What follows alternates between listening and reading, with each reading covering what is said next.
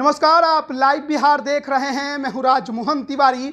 नागालैंड विधानसभा चुनाव परिणाम के बाद बिहार की सियासत में अब चर्चाएं बहुत ज़्यादा हो रही हैं और कटाक्ष का दौर भी जारी है। जिस प्रकार से जनता दल यूनाइटेड के सपने को नागालैंड में झटका लगा और चिराग पासवान की पार्टी ने वहां पर बेहतरीन प्रदर्शन करके दिखाया, उसके बाद से ही बिहार की सियासत थोड़ा जोर पकड़ रही है।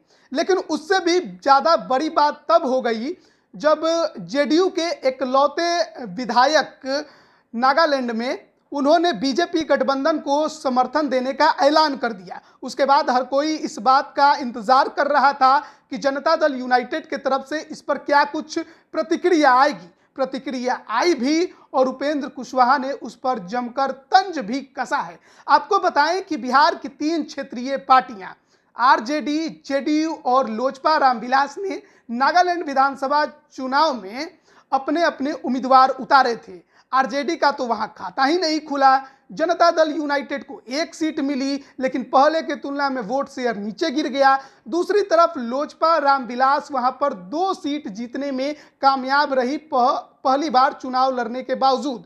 ऐसे में एक बार फिर से यही चर्चा चल रही है कि चिराग पासवान ने नीतीश कुमार को हरा दिया।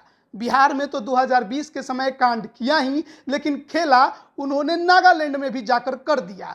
उसके बाद ये खबर निकलकर भी सामने आई कि जो जेडीयू ने 1 सीट जीती थी, उन विधायक ने भी अब बीजेपी गठबंधन को समर्थन देने का ऐलान कर दिया। इसके अलावा जो नागालैंड में राज्य इकाई है, उनके तरफ से भी बीजेपी के समर्थन का विरोध नहीं किया गया। लेकिन अब जनता दल यूनाइटेड ने अपने नागालैंड राज्य इकाई को भंग करने का घोषणा किया है। ऐसे में अब उपेंद्र कुशवाहा आखिरकार चुप कैसे रहते। लगातार उपेंद्र कुशवाहा जब जेडीयू में थे हाल के दिनों में, तो वो ये बात कहते रहते थे कि नीतीश कुमार जी को कुछ लोगों ने घेर लिया है, और जो बात वो कहते हैं वही बात नीतीश कुमार जी वही काम करते हैं, और उस चक्कर में जनता दल यूनाइटेड को बहुत नुकसान उठाना पड़ेगा। नागालैंड चुनाव के परिणामों ने इस तरफ इशारा भी कर दिया। तो ऐसे में उपेंद्र कुशवाहा चुप कैसे रहते। जैसे ही नागालैंड राज्य इकाई को भंग करने की घोषणा जेडीयू की तरफ से की गई, उसके बाद उपेंद्र कुशवाहा ने इस पर तंज भी कसा है। देखिए उन्होंने ट्वीट करके क्या लिखा है। वो लिखते हैं कि चौबे गए छब्बे बनने, डूबे बनकर आए। ये लोग राष्ट्रीय पार्टी बनवा रहे थे, पूरी इकाई हाथ से गई। इन लोगों ने कहीं का नहीं छोड़ा आपको, बड़े भाई नीतीश कुमार जी। तो एक बार फिर से उपेंद्र कुशवाहा ललन सिंह पर ही तंज कसते नजर आ रहे हैं। उपेंद्र कुशवाहा पिछले बार भी जब उन्होंने जेडीयू छोड़कर अपनी नई पार्टी बनाई थी, उस दौरान भी उनका इशारा ललन सिंह पर हुआ करता था। लेकिन एक बार फिर उन्होंने ललन सिंह को ही निशाने पर लिया है और कहा है कि देखिए यही लोग राष्ट्रीय पार्टी बनने का सपना दिखा रहे थे। और हस्र क्या हुआ कि जो राज्य इकाई नागालैंड में थी जेडीयू की, यानी जो कार्यकर्ता थे, आखिरकार वो सब भी हाथ से निकल गए। तो ये लोग आपको डुबा कर ही मानेंगे नीतीश कुमार बड़े भाई।